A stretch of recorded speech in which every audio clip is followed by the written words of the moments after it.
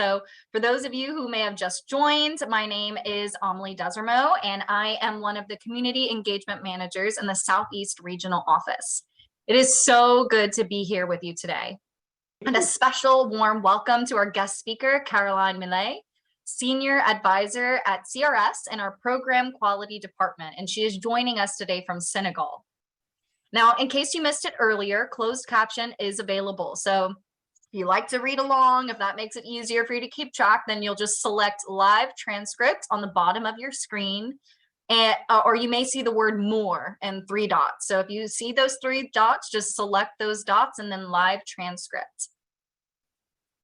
At this time, we are keeping in our hearts and our minds all of those who have been affected by Hurricane Ian, both here in the United States and abroad.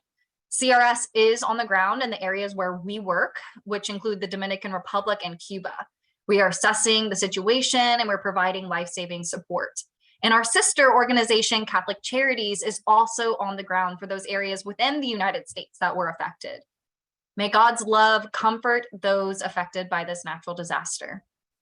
Now, to stay up to date on CRS's response, please visit crs.org or crsespanol.org. Today, we are excited to welcome any newcomers to today's call. So if it is your very first time joining the call, please drop your name and location in the chat now. Anyone joining for the first time? You could put it in the chat. Maybe we're all experienced national calls goers here today. That's what it's looking like. All right, well, thank you all for coming here again, giving us another one of your Saturdays. We have an exciting hour ahead, but let us have a moment of joy and celebration. From September 15th to October 15th, it is Hispanic Heritage Month. So enjoy a brief snippet of this popular hymn, Somos del Cuerpo de Cristo. Feel free to clap, chair dance, sing along.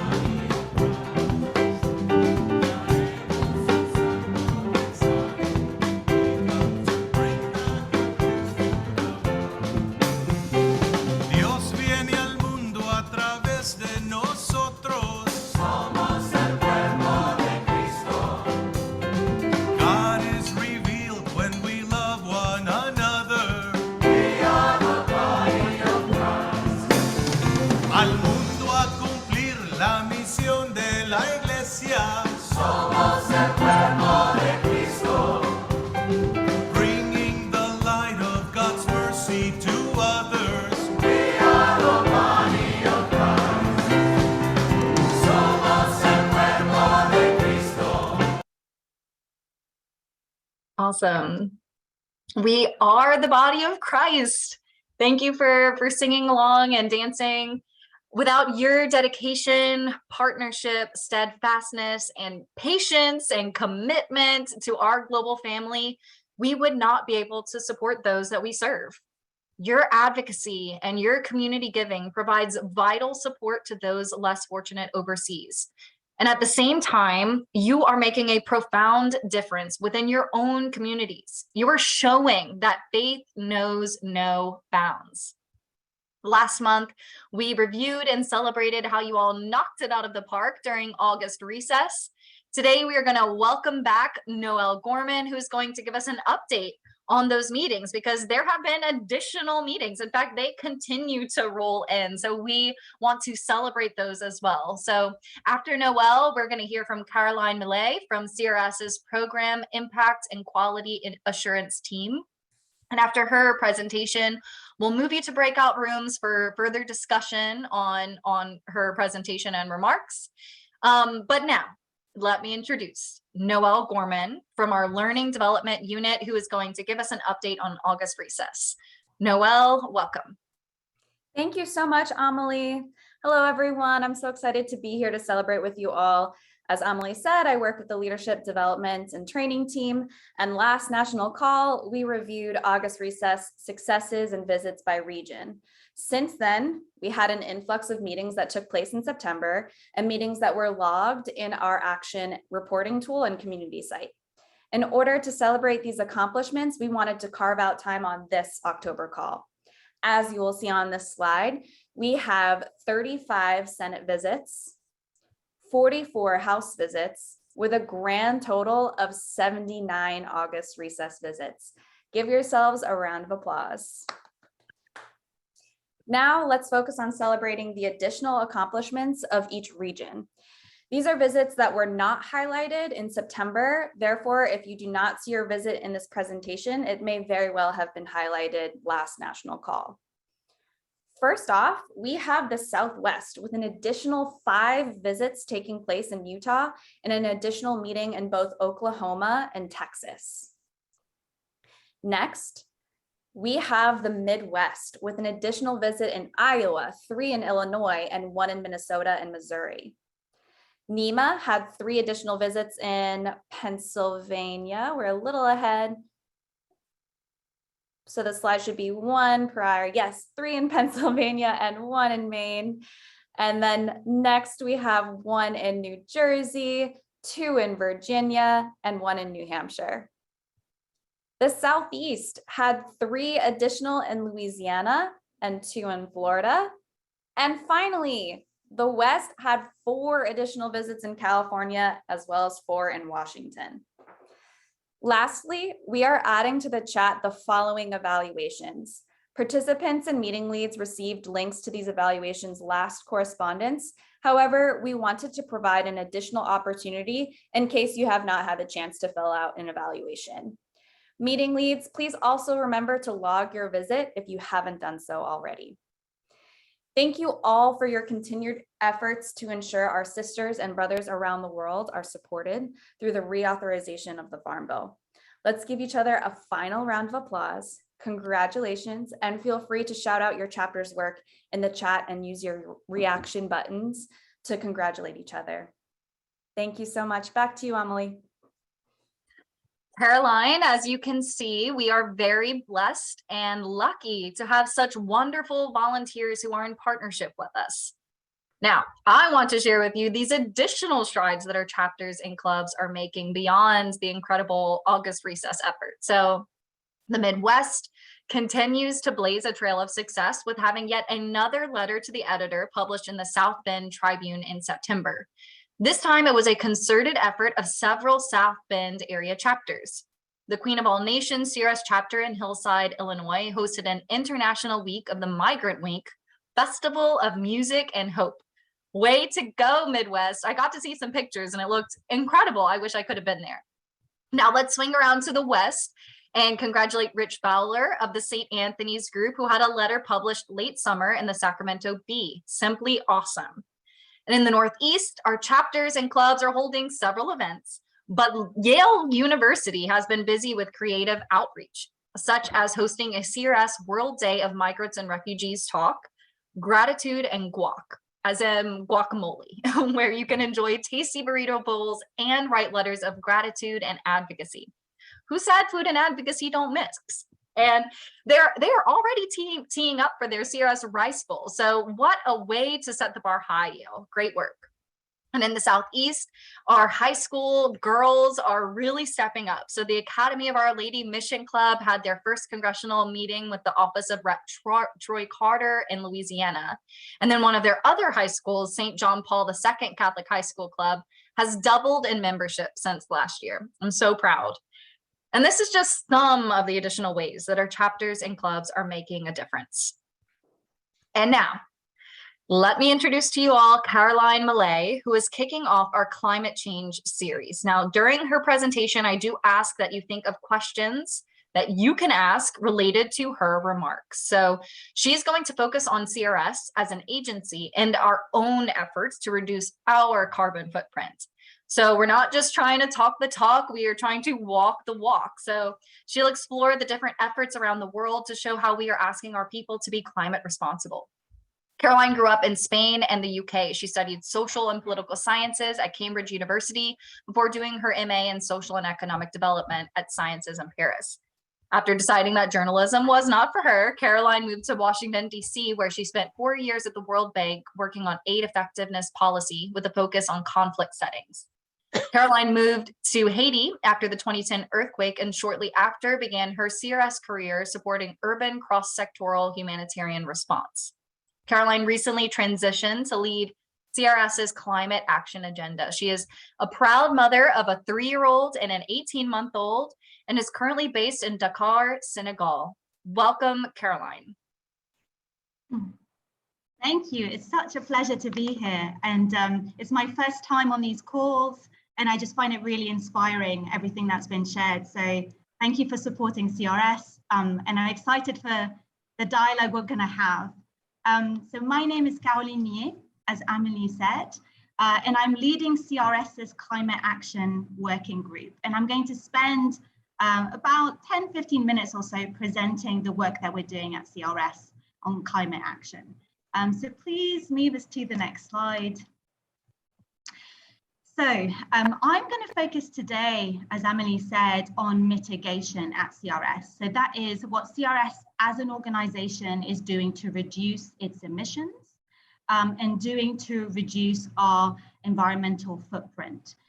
But there are many different facets of climate action at CRS. And you're going to be hearing in this series these different components of our work. But I just wanted to say that all of it is connected. So you'll hear about what we do in our programs, perhaps our agriculture or food security or landscape restoration programs. And those programs are looking to help vulnerable communities adapt to the current and future impacts of climate change. But the way that we design our programs, so the materials that we choose to buy, the logistics that underpin those programs are related to our footprint and our emissions. So there's a strong connection there. And then on the policy and advocacy side, CRS seeks to influence different policies, different financing mechanisms around climate change. But our ability to influence and lead a policy agenda is really contingent on us walking the talk. We have to demonstrate that CRS itself as an organization is committed to reducing its own impact on the environment. So let's move to the next slide. And before I get into what CRS is doing, I just wanted to spend a couple of minutes sort of reflecting on why this is so important. So at this point, there is widespread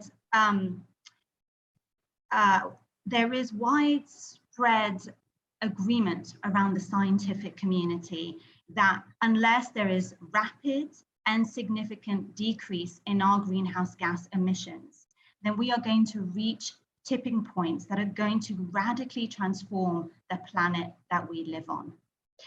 And I think we've all felt what climate change feels like. So maybe we've experienced storms that are more intense, or perhaps droughts or heat waves that we hadn't before, or maybe it's forest fires. So we've all felt what that impact is like, but no one has felt this more than the communities that CRS works with across the world.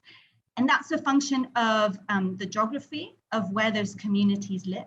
But it's also a function of the fact that those communities have fewer resources to buffer against climate-related shocks that they're experiencing.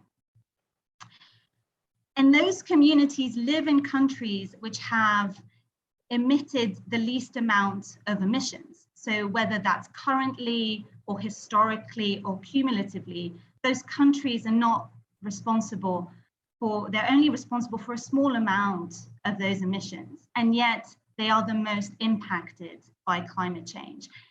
And that is one of the reasons why this is a climate justice issue.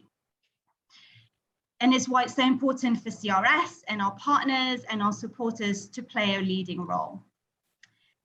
So that is the setting. And now I'm going to talk about what CRS is actually doing.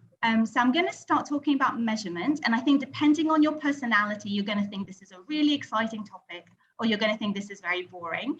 But hopefully there is something in here for you. But where CRS is starting, and we can move to the next slide, is we're doing a greenhouse gas inventory across our entire operation. So this is a massive effort across 71 different locations to try and understand where our emissions are coming from. So are they coming from our air travel, from our fleet, from our electricity use, and where do we have emissions intensity and why? And once we can understand that, we can start as an organization setting targets for reduction and putting together a data-driven strategy for really reducing those emissions and having a lower environmental footprint. So this is where we're going in this coming fiscal year, and it's a big priority for us to get clarity on where our emissions are at. We'll move to the next slide. So we are in this process of understanding our baseline and our emissions, but that doesn't mean that there hasn't been action throughout CRS on our internal mitigation, on our reduction strategy. And I'm just going to kind of highlight a few things that are ongoing. What you see here on this graph is a snapshot of a pilot inventory of our greenhouse gas emissions that we did. So this kind of precedes the agency-wide inventory. And what it shows us is that overwhelmingly, our emissions are coming from flights. So the flights that are taken by our staff to fly to the countries that we work in. And so we are currently in a process with our executives to have a common approach to air travel reduction, to really kind of think about when air travel is critical, and to apply a more consistent strategy and better leverage virtual spaces like the one we're in today to do our work. It also feeds in other principles that guide CRS's work. So it's also about cost and stewardship, but it's also about local capacity strengthening and our localization agenda. So how can we build the technical capacity in the countries and the regions that we work in so we don't have to fly that technical advice across the globe? Let's move to the next slide. This is changing tack. And as you can imagine at CRS with the work that we do, we have thousands of vehicles that we use in our logistics to deliver our programs. We did a study with Georgia Tech University that looked at what could we do in terms of fleet management to reduce our emissions. And that study showed us that we could, oh no, previous slide, sorry. Thank you. That study showed us that we needed to right size our fleet. So think about bigger isn't always better when you buy a vehicle, and really think about the purpose of that vehicle. We also have to think about our legacy fleet, so our old vehicles and what we do with those and how we might retire them. It's also countries like Haiti that have put in place better planning and have really kind of reduced the amount of trips that they take to the field by having a fleet manager that does better coordination. So we reduce the amounts of times that we go to a given location and teams can travel together. And also in Ethiopia, they have been trialing reducing idling time. So when we leave the car engine running for 10, 15 minutes, we're waiting for something, but multiplied over thousands of vehicles, that has a real impact on our emissions. So countries have been really running with this, and we're hoping to provide more systematic guidance so we can keep those emissions lower. Next slide, please. So this is still about vehicles, and this is really exciting for us. So this is CRS's first electric vehicle was purchased earlier this year, and that's in Zambia. And it was also the first electric vehicle in the country of Zambia. And you can see the minister there plugging it in. And so this is really kind of leading in our sector. And I think in the US, electric vehicle uptake is very common, but in the countries we work in, there isn't the charging infrastructure to necessarily support this, or kind of the knowledge of that, what this would look like. So CRS is really trying to lead in this And we have plans in 5 different country programs next year to also be purchasing electric vehicles. So really exciting. And we're participating in a study by an organization called Fleet Forum. And that is helping to understand the lessons learned of electric vehicle rollout in Africa and in the Middle East. So let's go to the next slide. So people always get really excited when they see solar systems installed. But before I talk about those, the ones that you're seeing on the slide, I'm going to talk about holistic energy management. So there's a good example in our Asia region where they've really been thinking about behavior change, and they've been thinking about what guidance can they give staff in terms of the behaviors that they need to take to reduce our energy consumption in our offices and in our warehouses. So really applying the behavior change strategies that normally we have in our programs and thinking about that internally. And so really kind of having that be data driven, and instead of a bucket list of things that are good to do, going after the 2 or 3 things that are going to make the most difference in lowering our energy consumption. And then installing solar systems. So we have solar systems installed in 12 different country programs across the globe. And in some countries like Afghanistan, it's actually in over 10 of our offices. And what's interesting here is that this sometimes was from a climate change perspective, but often it wasn't. Often it was that it was hard to access fuel, or the electricity grid is intermittent, and this was a good idea for teams to maintain their operations going. So what we're doing in terms of the Climate Action Working Group is we're learning from these different installations, and we're thinking about, what does it look like for CRS to do this at scale across our operations in the coming years. Next slide, please.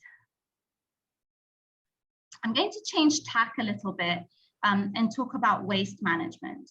And this is important because in the countries that we work in, over 90% of waste is either burnt or it's dumped. And what that means is that it contaminates the air, it contaminates water, it can clog up drains and lead to disease outbreaks. So it's a very serious issue that is growing. And of particular concern is plastic waste because it takes so long to biodegrade. And so CRS has been thinking about what is our role in this. And if we move to the next slide, there's an example of our work in Madagascar. So our programs typically will only contribute a small amount of the waste that is generated by a community. But what we're doing is using our project to do some waste mapping. So to better understand what communities do with waste, what are the private sector actors that are involved in waste collection or triaging or compacting, and then what is our role in supporting that waste infrastructure. And we've had success in advocating to donors like the US government to help us support waste management at the community level and support what we call reverse logistics. And again, supporting these waste management infrastructures as part of our programs. So now we're thinking, okay, this was a success in Madagascar. How can we apply that more widely to some of our bigger distribution programs? And then finally, there is a learning and engagement strategy. So we're developing this at the moment. How do we get our teams more climate conversant? And that means our staff, our leaders, our executives. And how can we give them the tools that they need to embed climate change and environmental considerations across all our programs? So that's what I wanted to share with you. And I'm really excited. If you've got questions for me, I'm here. Yeah, thank you so much, Caroline. That just is so incredible to me, very inspiring. I love to see this agency that I love so much, changing its work and possibly changing like the field of international relief and development. So excited for what all of that will mean. But for now, we're going to open it up for questions related to Caroline's remarks. So you can raise your hand. So to do that, click on the reactions icon at the bottom of your screen. Then you'll have an option to select raise hand. You can also ask your question in the chat if you prefer. One of our tech team members will call on you. You'll unmute yourself, and we ask you to first give your city and the name of your chapter or club before asking your question. Now, if you're calling in by phone, you can unmute yourself by pressing *6 and then just introduce yourself. So, tech team, are there any questions for Caroline? Okay, Caroline. Bruno in the Diocese of Trenton has his hand up. Bruno, please unmute, give your city, and please name your chapter or club. Yes, hi, can you hear me okay? Yep. Yes, Caroline, thank you so much for that presentation. I really appreciate the in-depth information. First of all, I would love to have an in-depth discussion, sort of a roundtable, but I understand we don't have the time and the chance for that. So there are two things I would just like to ask about.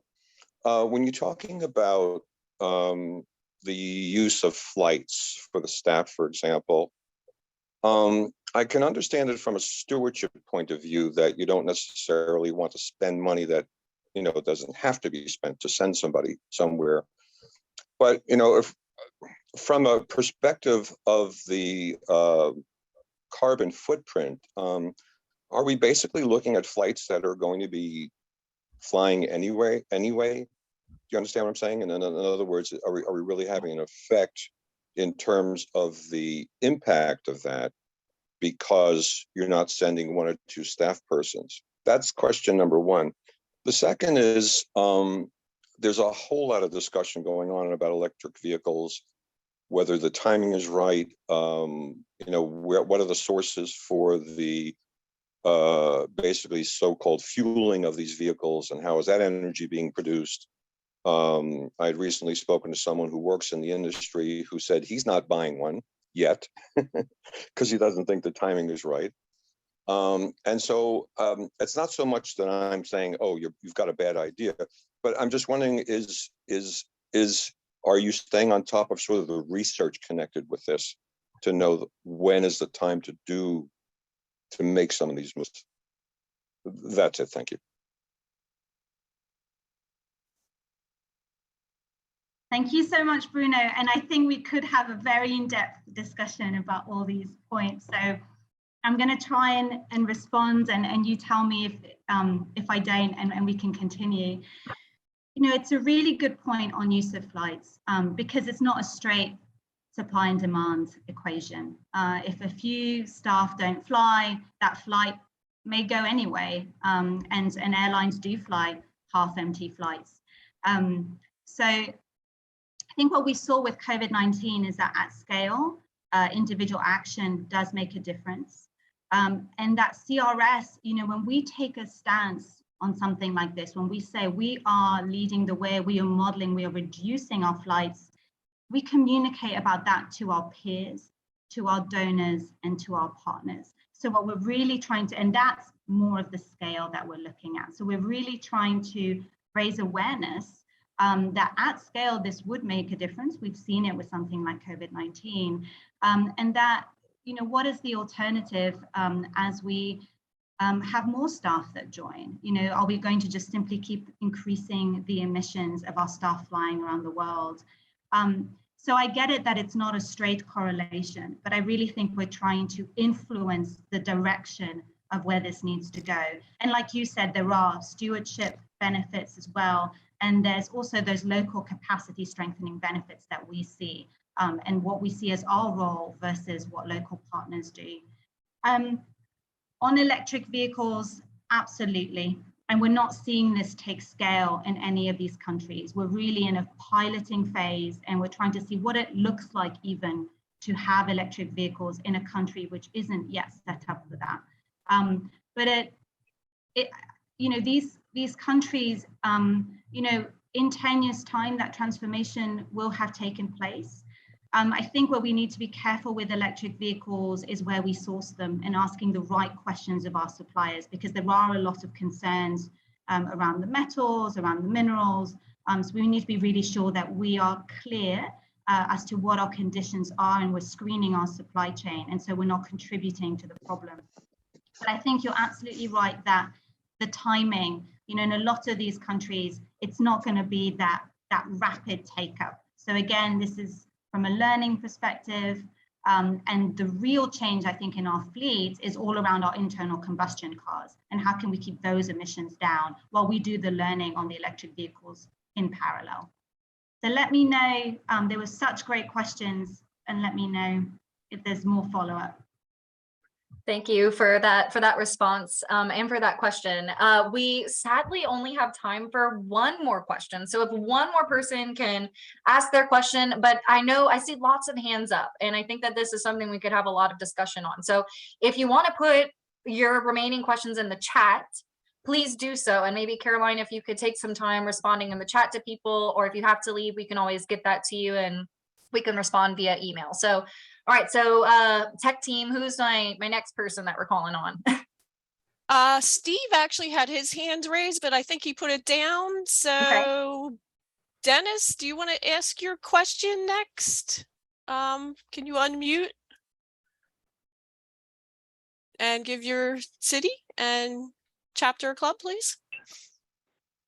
Yes, hi, I'm Dennis, and I live in Long Beach. I'm at the San Pedro chapter in California, and wonderful presentation. I learned a lot, and it was nice to see all the development that CRS is doing in these underdeveloped countries. I was amazed at that. I didn't think that was going on. You would think this would be something more of the more modern or developed countries would undertake, and to see that going on a world basis, world level like that is just unbelievable. But one statistic that I saw in the slides that kind of jumped out to me was you said that emissions can stay in the environment for thousands of years. So, like, I wanted to ask you about that. I'm not a scientist, but I remember that matter cannot be totally destroyed, but it's changed. All kinds of matter. I never asked much science class, but how do emissions stay in the environment for thousands of years? I found that very intriguing and interesting, and I was just wondering if you could respond to that. Thank you.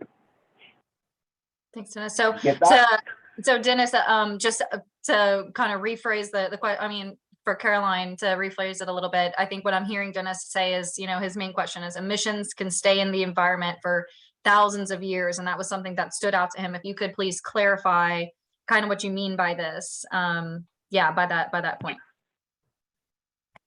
Yeah, thank you, Dennis. I'm not going to do it justice because I'm not a climate scientist. But essentially, when scientists talk about this, they say that, even if we had reached our peak emissions today, we would still continue to see warming.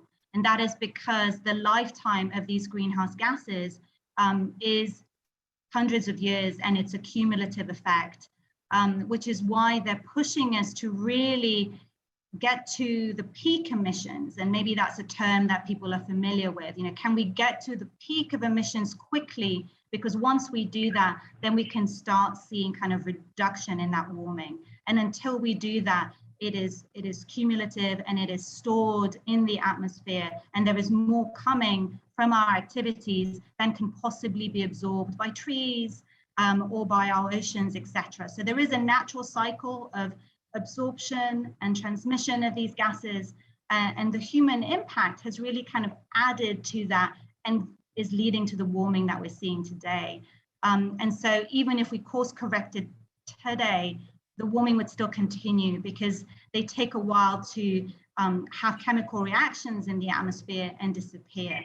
And each gas has a different timeline, so it's all quite complicated. But I hope that is a layperson's beginning of a response to your question. And if not, please type in the chat, and I'm very happy to continue sharing some information. Great. Thank you so much, Caroline. Now, if you have questions, put them in the chat now. And Caroline will spend some time sort of responding to each of them. But we are about to move into breakout rooms. So again, if you got the question, put it in now and you'll be able to see the answer when you come back to the main room. So we're going to go into breakout rooms where you're going to have the chance to fellowship with one another and discuss together how you can incorporate the speaker's remarks in your advocacy outreach and in your community giving requests. And in just a moment, tech team will display several breakout rooms for you to select from. You should see an invite to join a room. If not, go to the bottom of your screen and select breakout rooms. There's a 7% limit for each room. There's also a Spanish preferred breakout room. Now, we just heard about how CRS is taking steps to address climate change as an agency. So in your breakout room, we'd like you to discuss, and we're going to put these questions in the chat so you can refer back, but we'd like you to discuss how can you and your community act to address climate change? How can you walk the walk? And how will you integrate addressing climate change into your fall community giving actions? Okay, so that question should be in the chat. We'll have about 10 minutes for discussion. So just jump right in with your first name. And if you do not see the breakout room prompt, then tech team will help move you to an appropriate space. So, okay, tech team, please proceed and I'll see you all soon. I know that might have gone by quickly, but I still hope that you had some time to share. So I do ask that you drop in the chat what are some key takeaways that you got from your discussion. I know Caroline is eager to sort of see what y'all discussed a little bit. And also just to let you know, I know that there were some questions that Caroline wasn't able to answer. So what we're going to do is Caroline's going to answer that in writing, but not in the chat since we don't have a ton of time left. And we want you to be able to really process her answers. So we decided we're going to go ahead and post those in the community site. So I think by like Wednesday or sometime at the beginning of the week, we'll post it on the community site so everyone can see your questions and Caroline's answers. So again, please drop in the chat any key takeaways from your breakout room. And now I am going to move us on to our next segment, which is our grassroots victory from Kathleen McGlinchey, who is a member of the Diocese of Trenton chapter. So welcome, Kathleen. Thank you very much, everyone, and good morning, good afternoon. Again, my name is Kathy McGlinchey from the Diocese of Trenton chapter in central New Jersey. And I'm excited to share how our first congressional visit as a chapter went with Congressman Andy Kim's office during August recess. Congressman Kim is one of 4 members of Congress that represent different areas of our diocese. We chose Congressman Kim as his district was substantially impacted by the state's recent redistricting. Several of our members reside in an area that he will now represent, and we felt this was a good opportunity to discuss with the congressman some of the priorities of his new constituents. Unfortunately, we were not able to get a meeting with the congressman, but we were able to schedule a virtual call with Marshall Earhart, who was a congressional aide. The information and training we received from CRS for meetings with congressional members and staff were invaluable in preparing for the meeting. The best advice was to prepare, prepare, prepare. In our first prep meeting, we determined who would be on the call and what roles different members would take. Even though there ended up being 7 of us on the call, and we all briefly introduced ourselves, only 4 members made presentations. We had a facilitator, 2 members with relevant personal stories, and 1 who presented the ask. We did some research prior to the meeting and discovered that Marshall had been a Peace Corps volunteer in Eswatini in Southern Africa.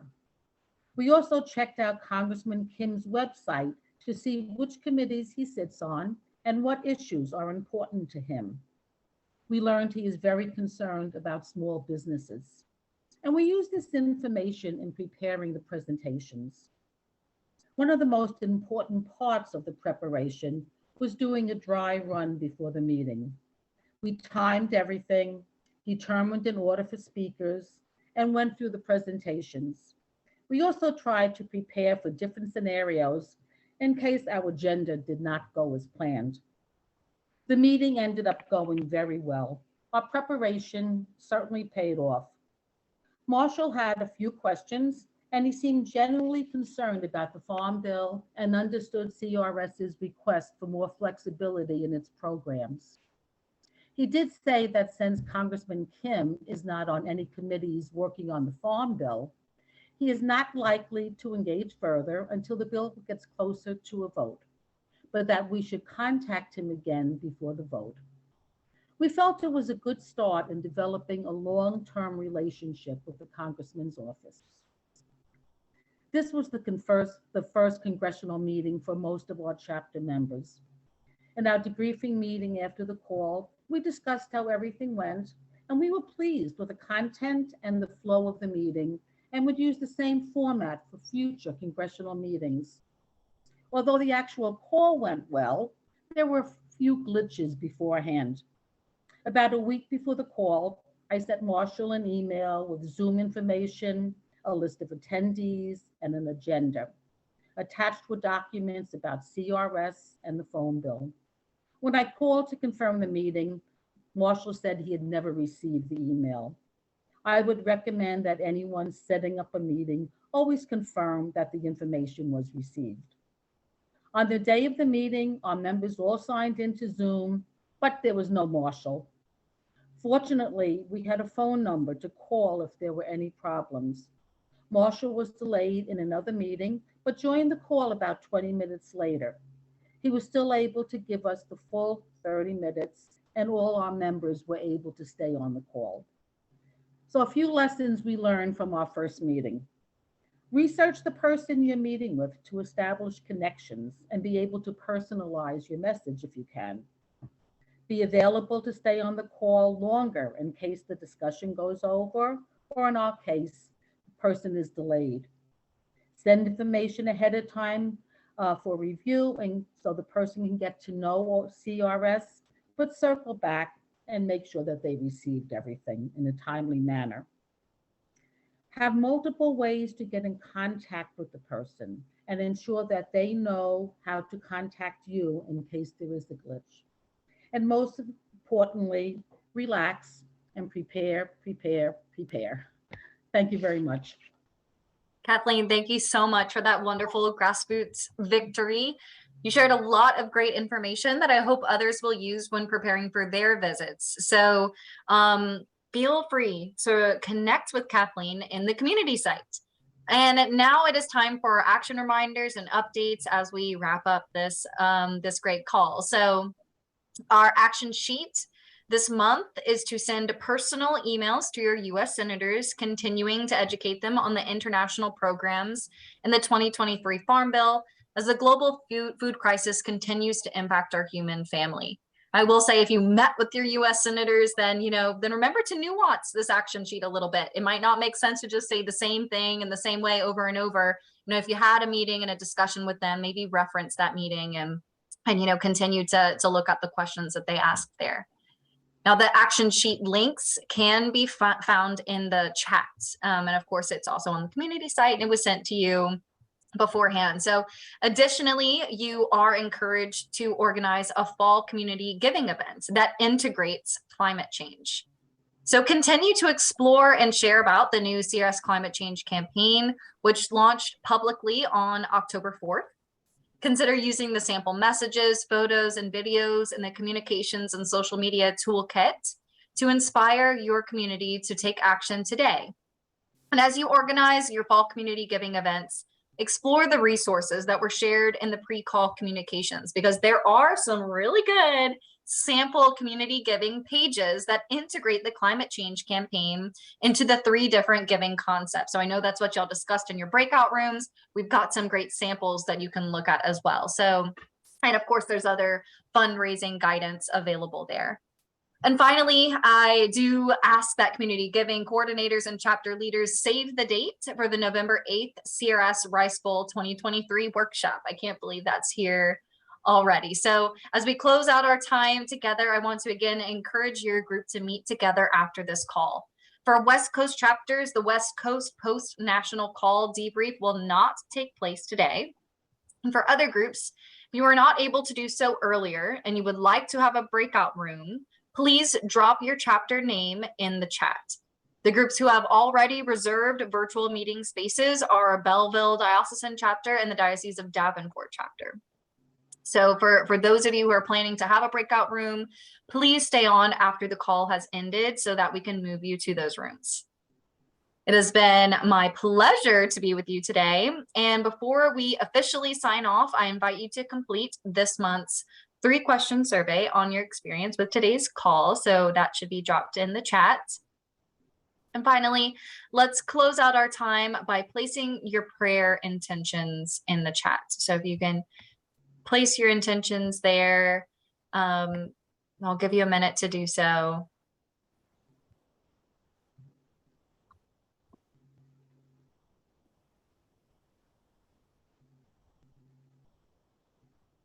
Fair and safe elections in the US. World peace, peace in Ukraine and Russia. For peace in Ukraine and help for people that are hurt by climate change. Affordable and safe housing for our youth to learn and be thankful. For world peace. Great. You can continue for the hurricane victims. That's my intention at the moment. For the respect of human life. For those who hunger and thirst for justice. Amen. I think that's us. I think that's the people here today on the call. All right, so may God hear our prayers that were both mentioned in the chat and those which you hold silently in your hearts. Our call has concluded for this month, so please unmute your lines and share your smiling faces as we say goodbye to one another. May you go in peace until we meet again. Bye, everybody. Take care, Everyone. everyone. Bye. Bye. Have a great weekend. Bye. Have a good Bye. one. Bye. Bye. Adios. Thank you, Take Chair. care. Bye.